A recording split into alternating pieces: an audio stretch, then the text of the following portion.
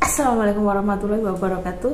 Bertemu lagi dengan Nafil, si anak happy.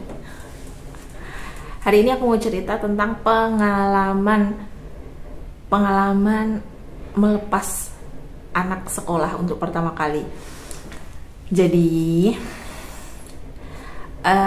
kemarin tahun ini tuh anakku tuh pertama kalinya sekolah di, sebenarnya bukan sekolah ya, bermain di kelompok bermain. Jadi ini bukan keputusan yang aku pikirkan, aku dan suami pikirkan sebentar, sekolah aja gitu, atau maksudnya memutuskan untuk anak sekolah tuh benar-benar kita pikirin sudah sejak agak lama. Jadi kita tuh memutusin dia buat sekolah tuh mikirnya beneran sempat maju mundur sih, kayak sekolah nggak ya, sekolah yang nggak ya. Aku juga sempat curhat konsultasi ke teman aku yang dia juga guru gitu di kelompok bermain. Dia juga punya pengalaman soal mendidik anak usia dini gitu. Aku nanya tentang sekolah bagaimana yang cocok buat anak usia anakku gitu, usia 3,5 tahun anakku. Terus setelah akhirnya menemukan sekolah yang menurut aku cocok, ya udah akhirnya oke, kita sekolah gitu. Jadi sekolah yang anakku tuh untuk ukuran anak-anak cukup lama, banyak yang bilang cukup lama, dari 7:30 sampai jam 11 kurang seperempat. Jadi selama ini kan sebelum anakku sekolah tuh aku tuh kan di rumah aja ya, maksudnya nggak ada jam, nggak ngantor, nggak kemana. Yang aku pernah cerita juga, sejak menikah tuh kebetulan pas COVID aku juga sempat WFH, terus setelah nggak kerja lagi juga aku di rumah aja gitu. Jadi otomatis aku tuh bareng anak tuh 24 jam. Ya kecuali kalau aku lagi pergi sendiri, ya nggak 24 jam juga sih. Tapi intinya aku tuh selalu bersama anak lah gitu. Terus ketika anak sekolah tuh aku excited gitu. Wah, ini saatnya aku punya waktu me time, pikirku. Maksudnya oh ya, ini saatnya aku bisa punya banyak kegiatan di pagi hari gitulah, kegiatan termasuk ini salah satunya bikin YouTube buat cerita-cerita iseng. Nah ini terus waktu pertama kali anakku sekolah tuh, jadi seminggu pertama tuh aku nemenin dia di kelas gitu biar dia adaptasi. Tapi jauh-jauh hari tuh aku udah sounding ke dia gitu, udah rajin ngomong ke dia gitu. Jun, nama anakku kan Jun, nanti kamu bakal sekolah ya, di sekolah nanti ibu tapi nggak ikut, nanti di sekolah sama guru, sama teman-teman gitu. Jun tuh awalnya nggak terlalu tertarik buat sekolah sih, kayak ya biasa aja gitu responnya, malah sempet kayak yang nggak mau sekolah gitu, sempet juga kayak gitu. Tapi dia tuh sama sekali nggak nangis, bukan yang takut aku tinggal gitu, enggak. Dia tuh sama sekali nggak nangis di sekolah hari pertama sampai sekarang. Dia tuh ya nggak nangis gitu, menikmati. Dia tuh alhamdulillah banget menikmati bersekolah. Memang anaknya cenderung suka bersosialisasi dan cepat akrab gitu ya. Dia sangat menikmati sekolah, jadi sama sekali nggak nangis gitu. Jadi tadinya aku sempat mikir kalau mungkin dia juga akan sangat normal ketika dia misalnya takut aku tinggal gitu. Aku kan juga pernah bikin salah satu postingan di Instagram gitu, aku bikinin dia surat. Jadi di surat itu tuh isinya, aku tuh bilang ke Jun, setelah seminggu aku nemenin dia sekolah, aku bilang sama Jun kalau Jun, besok kamu sekolah nggak sama ibu ya, di sana akan sama guru dan teman-teman.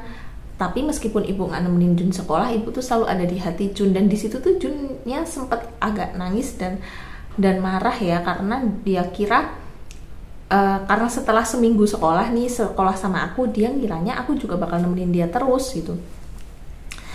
Tapi setelah itu aku merasa menulis surat buat Jun terus membacakannya buat dia gitu, itu tuh cukup efektif ketika aku mau memperkenalkan situasi baru atau apapun ke dia gitu. Misalnya waktu dia bakal lepas pampers gitu, sebenarnya nggak perlu nulis surat sih, ngajakin dia ngobrol gitu tuh, ngasih tahu berulang-ulang kali kalau kamu akan beradaptasi dengan situasi yang baru gitu. Anak-anak tuh pembelajar, masya Allah ya, pembelajar yang sangat baik, dan mereka tuh ada tingkat adaptifnya tuh tinggi gitu. Memang yang sebenarnya yang diperlukan itu tekad ketigaan orang tuanya ya. Kayak misalnya aku tega buat ninggal dia di sekolah. Jadi setelah seminggu nemenin dia sekolah, akhirnya tuh kan di hari pertama dia berani sekolah sendiri tuh, ternyata tuh yang berat ditinggal tuh bukan Jun tapi aku gitu. Jadi hari itu aku nganter Jun sama suami gitu berdua. Terus dia masuk, setelah aku pastikan dia bertemu dengan gurunya gitu kan, aku pulang gitu.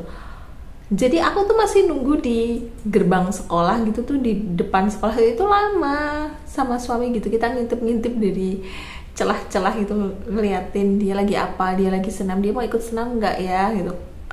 Kayak yang sebenarnya yang berat buat ninggalin dia tuh ternyata malah justru di orang tuanya, bukan di anaknya.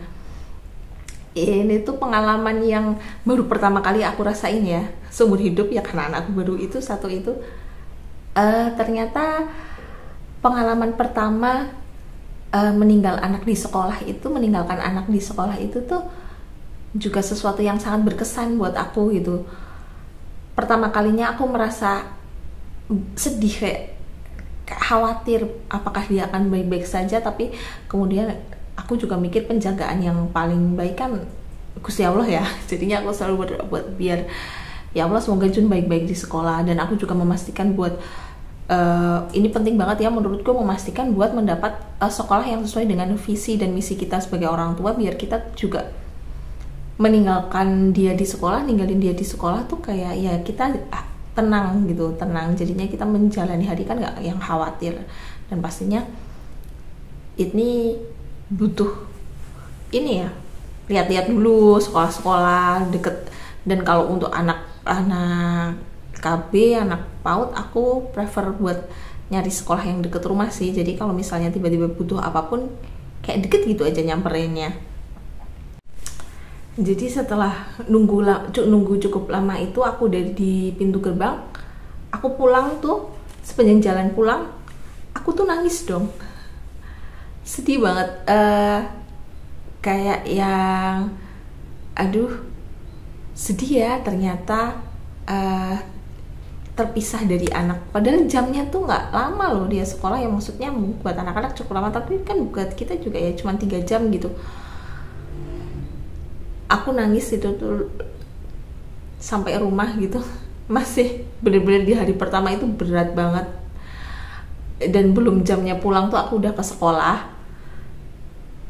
Terus waktu lihat dia yang ternyata dia tuh nggak nungguin aku dong di hari pertama itu. Pas dia pulang terus dia nanya kenapa ibu jemput, dia kan masih mau sekolah. Jadi dia ternyata masih sangat betah sekolah.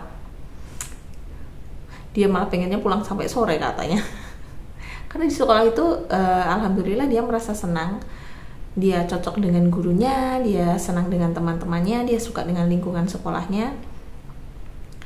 Meskipun setelah beberapa bulan sekolah juga ada beberapa problem ya, misalnya dia juga sempat merasa bosan di kelas dan lain-lain. Tapi sejauh ini alhamdulillah adaptasinya oke. Terus aku juga adaptasiku di dengan anak sekolah ya, yang selama ini nggak pernah aku pikirkan ya. Ternyata setelah anak sekolah itu dia tuh banyak pembendaharaan kosakata baru yang kadang di luar Nurul gitu.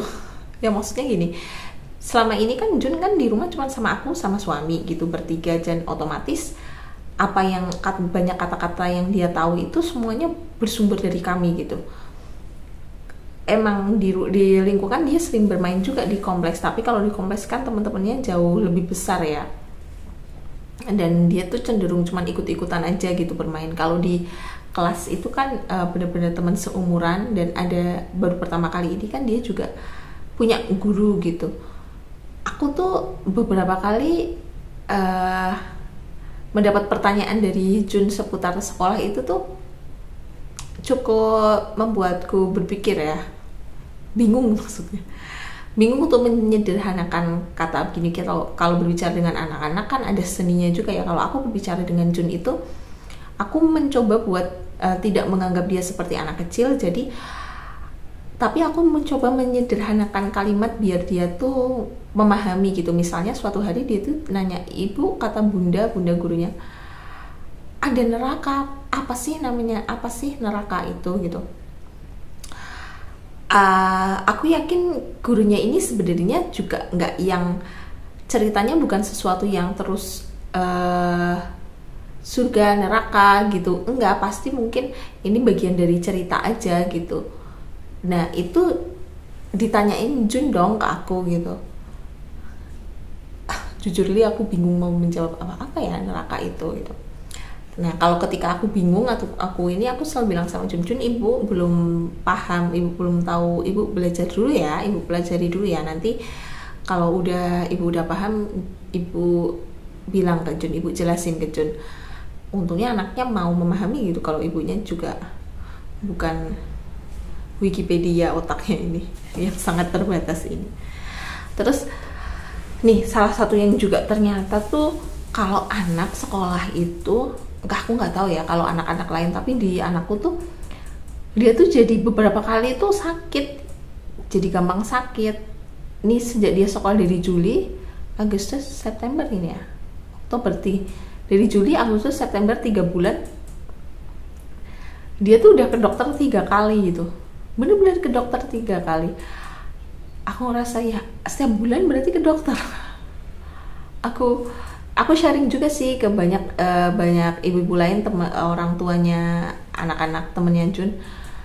Ternyata iya gitu, sama juga kayak sakitnya jadi muter. Bahkan ada salah satu temannya Jun tuh yang memutuskan untuk berhenti sekolah karena